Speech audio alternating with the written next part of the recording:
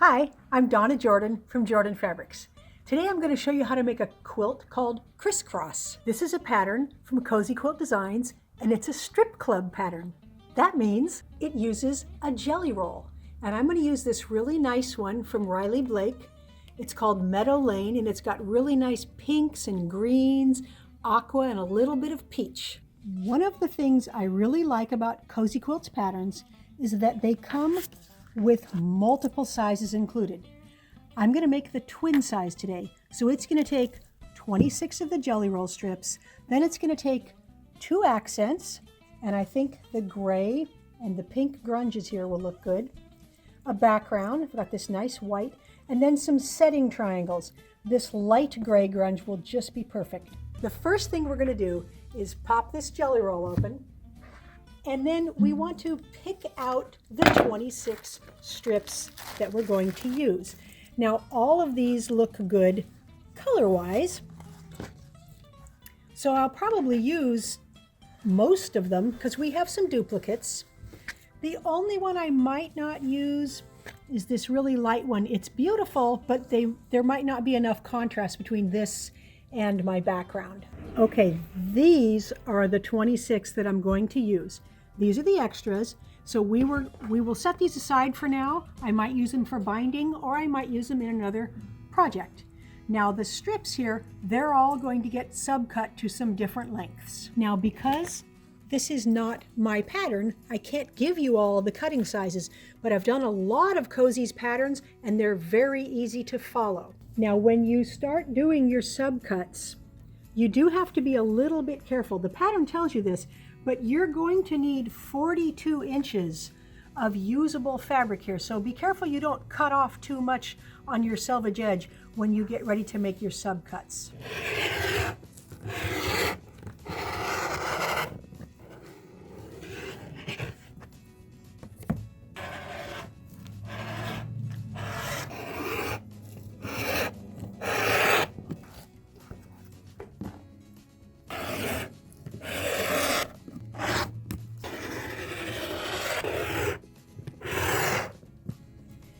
I've got all of the patchwork cut out, all the fabrics except for this light gray, and that's going to be used in these side setting triangles. Now I'm going to cut that after we have the patchwork done because there's a particular way it gets cut so that we can lay out the quilt properly. There's only 2 different blocks in the quilt, and these are all the pieces that we need for the very first block. We need to take 3 squares, and we need to mark along the back side of them right on the diagonal. So I'm going to use a light pencil because that will show up on my white, and just make a very faint line. I don't know if you can see that. Let me draw one that's a little bit darker just so you can see it. You just want to go from corner to corner. Now we're going to take all these pieces to the sewing machine. We need to add one of these squares to each one of these strips, just on one end. So I'm going to put it so that that line is going from this bottom corner up there, and I'm just going to sew right along the line.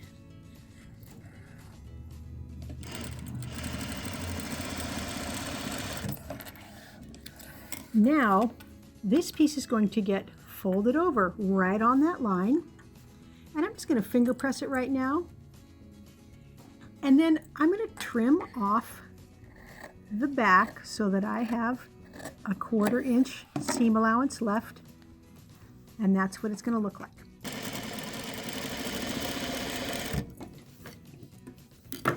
Again, I'm just going to finger press it right now. When I make all the blocks, I'm probably going to take these over and iron them, but the finger pressing really works quite well. Now we've got the pieces we need for the block. So we've got these 3 guys in the middle, a white one here, and a white one here, and we're just going to sew them together. Now, one caution about pinked edge jelly roll strips. They will vary in width, so you always should measure them before you start sewing. So these ones from Riley Blake, they are about 2.5 inches from the very outside to the very outside. Some other manufacturers might cut them a little bit wider, so you need to be aware of how wide they are before you start sewing all these strips together. So what I'm going to do is put this on top of here. Now I know that the one that I cut is 2.5 inches, and see these zigzags are going in a little bit. You can see a little bit of the background showing. So you want to stitch 1/4 inch away from that background. So always check each new jelly roll before you start stitching it, so your patchwork will come out the correct size.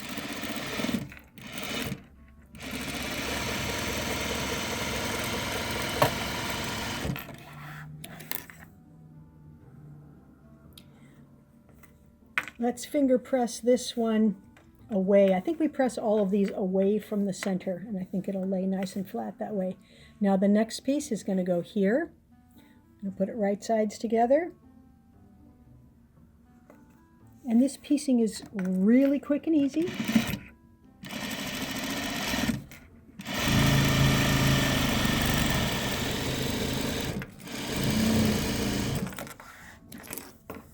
Now there's the first block. It's pretty easy to make. And if you want to double check after you make one so that you know your seam allowances are correct, you can check this way. This is cut 10.5 inches. If I fold this on the diagonal here, right in the corner there, I don't have it ironed yet, but this should be exactly as long as this one. Now mine's a little bit short, so I'm going to have to make sure that I make my seam allowances slightly narrower when I finish the rest of the blocks. There's the first block. That's this one right here. To make the next patchwork block, we need to make some strip sets.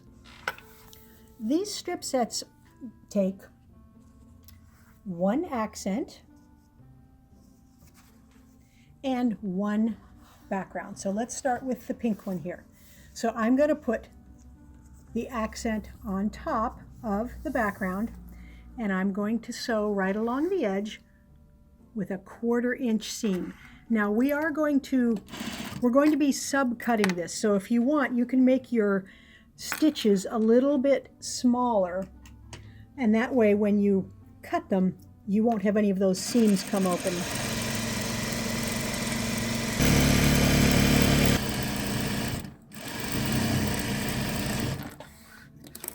Now I'm going to finger press the seam allowance toward the darker fabric. And this finger pressing, what I'm doing is pulling it open and then drawing either my fingernail or just the pad of my finger even all the way down that seam. So I'm pulling it open as I go. This step makes it so much easier to iron these strip sets. Now we need to do the same thing with the gray accent. Again, keep the background on the bottom and the gray on the top. And I'm just going to keep making these strip sets till I've used up all the accents and all the backgrounds. Even though I finger pressed them, I'm still going to want to iron them all. So I'm going to lay it out on my big board here, smooth it out a little. And I like to use a dry iron first, that way I can make sure it's nice and flat. And then I'm going to use some seam. Now it's really flat.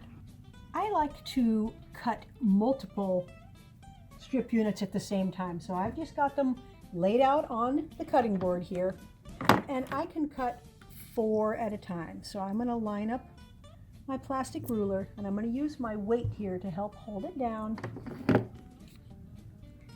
Then I'm going to do my subcuts.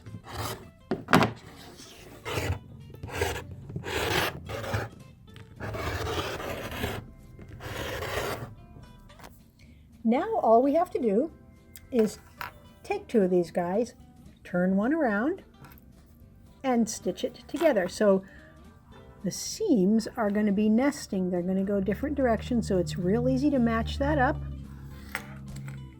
And I'm going to stitch all these up and press the seam allowance to one side. Once these are ironed up, we will have all the parts we need to make our second block. All we need is 1 little accent square, 4 matching rectangles, so these are going to stick out kind of like spokes. Then we've got 2 of the gray accent squares. Now put the accent towards the middle, and then this goes on the opposite corner, again with the gray in the middle.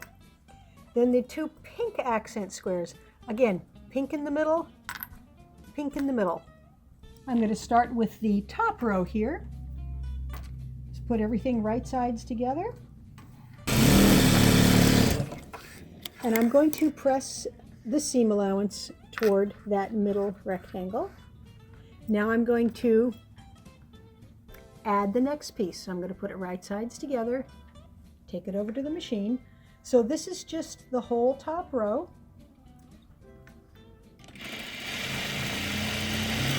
And I'm going to, again, press the seam toward the middle. That's the way the seam wants to go because we've got these extra seam allowances sticking this way. Now we'll do the middle row. Now these seam allowances are going to go away from the middle, and that's the opposite direction that we press them on the first row. And now the last row. These are pressed just like the top row with both seams going towards the middle. Now when we come to sew all these together, the seam allowances are going to be pressed in opposite directions, and it's going to make it real easy to match them up.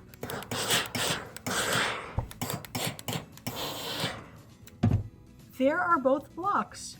These are all we need to make the whole quilt. So I'm going to finish up the rest of these guys and the rest of these guys. Then we can lay it out and see what it looks like. Both blocks are all done. And this is my favorite part of making a quilt. When we have the parts and pieces done and we get to start laying it out, because then you can see what the pattern looks like. So these are going to be on point. Now, I used to worry about making quilts that were on point because I just wasn't sure how to put them together and it seemed kind of intimidating. But I have made enough of them now to where it doesn't seem so hard, and I'm going to show you how we're going to cut the corner setting triangles to make it real easy to put the quilt together. Now all the blocks are laid out the way they're supposed to be. If I see too much of one color in one spot, like way over there, there's quite a bit of the same peachy fabric, I'll probably trade some blocks around. And now you can see we've got pink this way, gray this way, and it alternates throughout the whole quilt, making those accents, they make kind of a chain. Now all we need something to fill in all of these empty spots around the edges so we can make our quilt rectangular. So we're going to need some big squares for the sides. So I'm going to square this up. And then we're going to cut these big squares across both diagonals. And that's so we can get the grain correct, so we won't have bias on the outside edges of our quilt. That makes it a lot easier to keep the whole quilt nice and stable.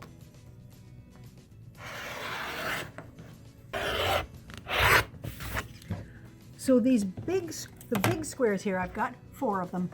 I need to cut right along the diagonal, and I need to cut these big squares both ways. So we're going to cut it once like that, and then move our ruler and cut it once like this. And now we have some big triangles that are going to go on the side, but they've got a straight grain on all these outside edges. Now I need 2 smaller squares, and they are going to get cut on the diagonal, but only one time.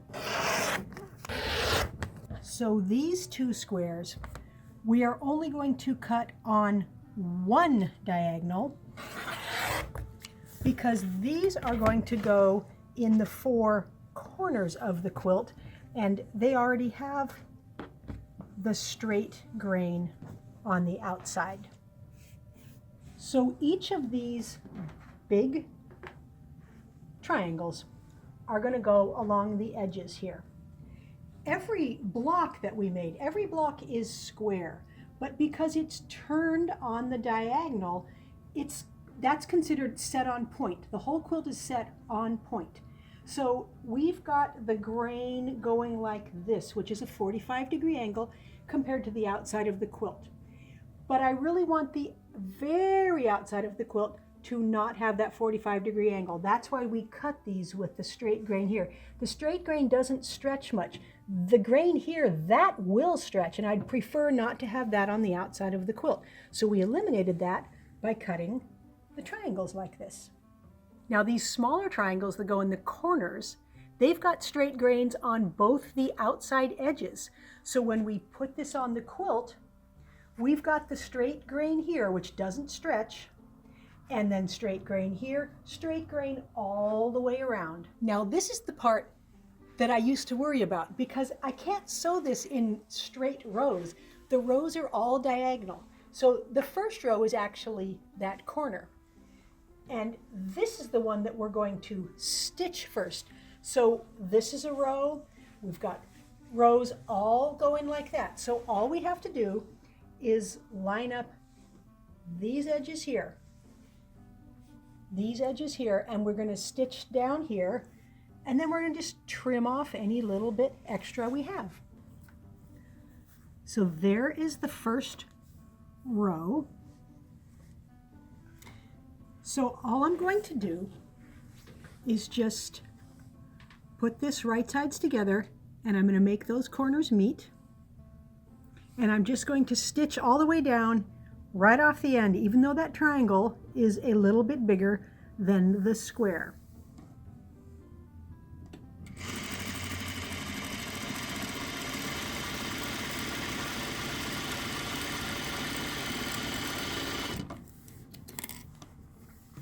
Now we'll finger press this to the outside, and then we'll add this triangle. So again, flip it over, make those edges meet, and then we can either spin it around and start from this end, or we can flip the whole thing upside down. I like to do that because then I know these corners are meeting, and then stitch down here.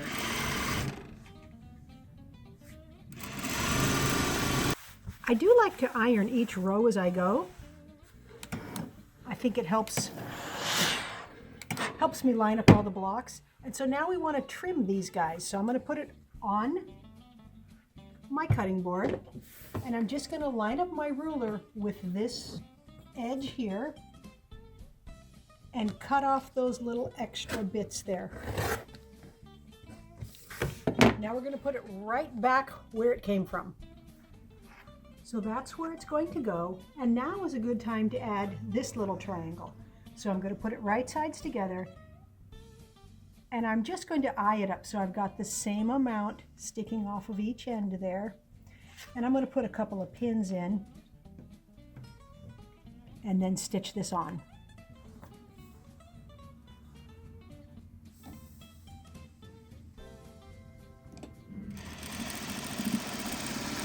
So this triangle is also cut a little bit larger than we need, and that's okay. It actually makes it easier to make the quilt if all the outside triangles are a little bit too big, because we're going to trim them all straight when we're done. So this is also going to get finger pressed to the outside. Now I'm not going to trim these little bits right now, because when we get the whole quilt together, we're going to trim off some of the excess of the light gray here. Now we're ready for the next row. So I'm going to pull these pieces out, and we're going to again line up these corners, but I'm going to pin all these together so I know what goes where. This row is stitched, ironed, and trimmed. So it's going to go right about there, and this one now matches up perfectly. So I'm going to go ahead and sew these two rows together. So I'm going to put a couple of pins in so I can make sure everything matches up. So what I'm matching up is the blocks. I'm matching the intersection of this block here with this block here. I'm matching those seams right there. Makes it real easy. They're ironed opposite directions, so it's real easy to get them to nest. And then just gently smooth this gray out, these corners. And it does help if you pin them so they don't stretch. Now we can start to really see what the quilt is looking like. So all I'm going to do is keep making rows, trimming off the little bit extra triangle, and then adding that row to what I've already got going. Once I get about halfway done, I will start at the other end and then work on that half and then put the two halves together. It's a little bit easier to make the whole quilt that way. Now, once the whole quilt top is done, we're going to even up the edges, and that's so that we can have all of these pieces that are not exactly perfect, nice and perfect. So all we're going to do is put our ruler a ½ inch beyond the corners here, and then we're going to trim it nice and straight. Once it's trimmed nice and straight, then I can add my borders and get it onto the quilting machine. I got everything trimmed up, I got the borders on, and it's all loaded on the machine. Now we need to pick a thread color. This is one quilt that I might actually like in white thread. I almost always favor a color over the white, but the white is going to blend in almost everywhere. I can't even see it on the gray. I suppose it'll show a little bit on this dark gray, but not much. We could also use this nice silver.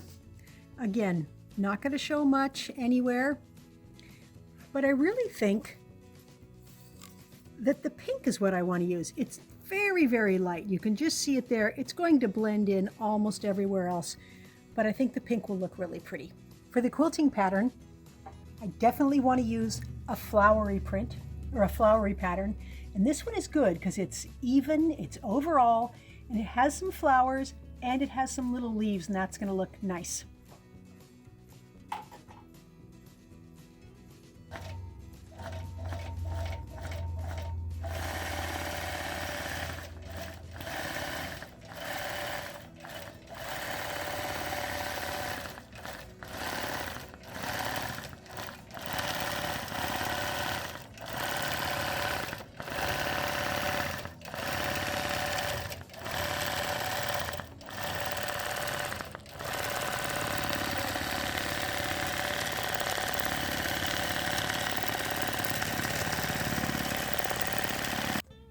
The crisscross quilt is all done.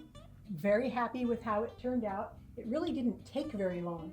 I really like how the accents make those chains of little squares in different colors. So the gray is going this way and then this way and this way. The same thing with the pink. It makes for a very interesting quilt. Now when I trimmed around the edges, I trimmed off a little bit extra of this gray, and I really like how we've got each one of these points floating here. The square is floating so that the point won't get chopped off even if your seam allowances are not perfect. The outside border, it brings out those grays and pinks from the middle. Looks really good. Now on the back, I used this pink and white print because it seemed to echo the colors even though it has nothing to do with the prints that are on the front. And you can see, if you move it around, you can see those flower shapes and leaves. Very satisfying pattern to make. Thanks for watching our video today on how to make the crisscross quilt. Now I hope that that gives you a better idea of how to put a quilt together when the blocks are on point, because I was a little hesitant to try it. Now that I've done several, I've got a lot more confidence, and this would be a good one to start on if you've never tried it because there's not very many blocks. Now, one more thing. We're going to have a giveaway. This is a quilt called Double Dipping. We did a video on this, and the pattern made 2 quilts at once. And this is one of them. It was really fun. It was made from a jelly roll. It has very interesting batiks, nice pretty batik on the back side, black for the accent. and it's very easy to enter. All you do is click the link right below the video that says giveaway and enter your email address and your name. And remember, we can send the winning quilt to any address in the world, so good luck. Now, if you like our videos and you want to support us, the best thing you can do is subscribe to our YouTube channel. That would really help us out. Happy quilting!